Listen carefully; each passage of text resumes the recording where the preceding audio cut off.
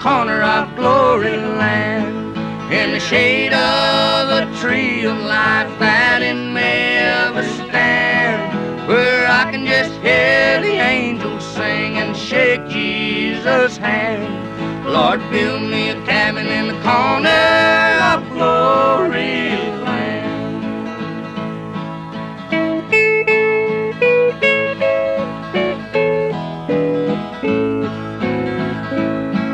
Blessed Lord, I'm not asking to live in the mess, for I know I'm not worthy of such splendor as this.